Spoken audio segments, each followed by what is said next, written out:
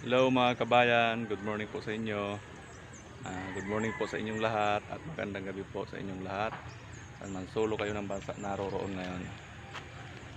Welcome back sa aking channel at muling nagbabalik Mas Batinyo Channel. Mga kabayan, nagahan na namin ngayon kasi sinamantala na namin yung init na ang panahon.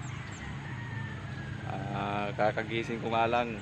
Pagkagising ko, tapos takbo na agad dito sa aming pinagkuhaan ng panambak kasi samantalahin muna namin yung panahon na hindi pa mainit. Ayan, napakakulimlim pa. Umagang umaga pa talaga. Medyo maano pa nga yung mata ko kasi sa alikabok. Samantalahin namin yung pagkuha ngayon ng ng pantambak. Bali pang 5 araw na namin ngayon. Kaya kami nagmadali papunta rito para dito na kami maligo sa ilog ng kasama kong bata. Ayun nga siya. Ayun, yung kasama kong bata nauna na. Nagpasya na ako dito maligo para libre na sa tubig. Kasi yung kasama kong bata takot din maligo. Kaya sabi ko sa ilog na lang tayo maligo. Tara, ligo tayo mga kabayan.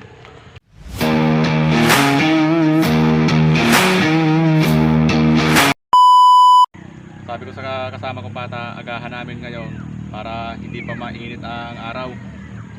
Tapos diretso na kami ligo dito ng kasama kong bata. Hindi pa kami nag-almusal o nagkape. Kaya tiis na lang sa lamig ng tubig.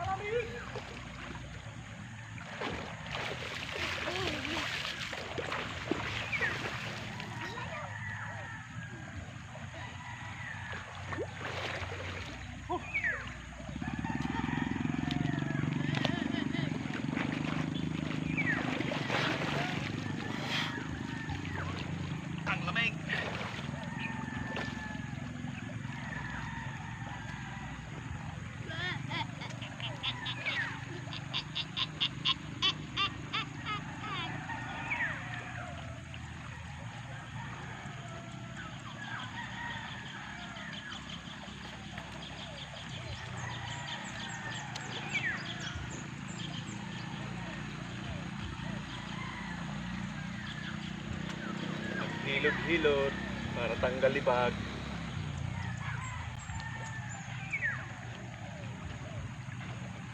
Maganda dito mga kabayan sa ilog kasi libre na yung tubig. Hindi mo na kailangan magbumba. Pagdating mo dito sa ilog, talong ka agad. Pag doon sa amin, magbubumba ka pa. Magalang ka pa maligo.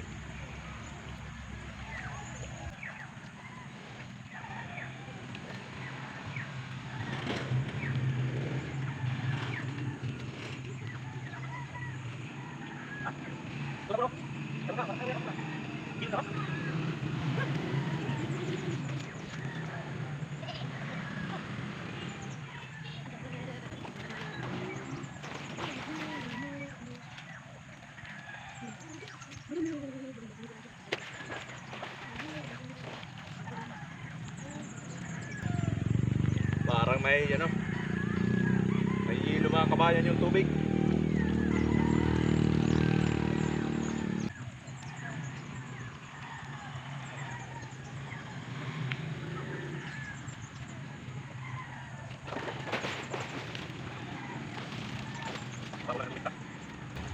Masarap sana nito mga kabayan kung malalim ang tubig. Hindi katulad sa probinsya namin na kahit kumakyat ka pa sa ibabaw ng nyog tapos tumalon, pwede kasi malalalim yung tubig.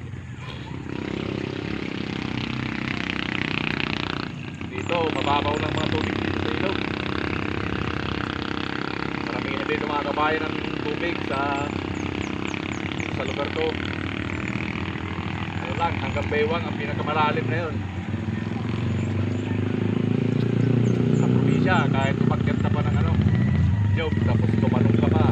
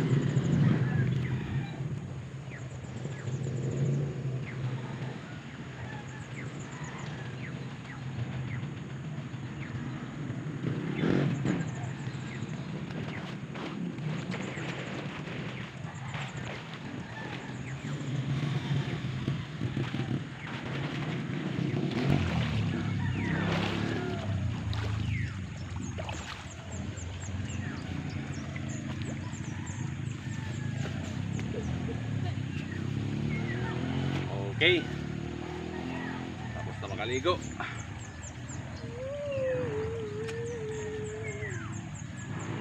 Grabe ang lamig ng tubig mga kabayan. Parang ano, parang may yelo. Yun mga kabayan, tapos na kami maligo. Nakapauwi na kami. Sobrang lamig ng tubig. Nakalibre naman ako sa ano, pagbumba ng tubig sa bahay.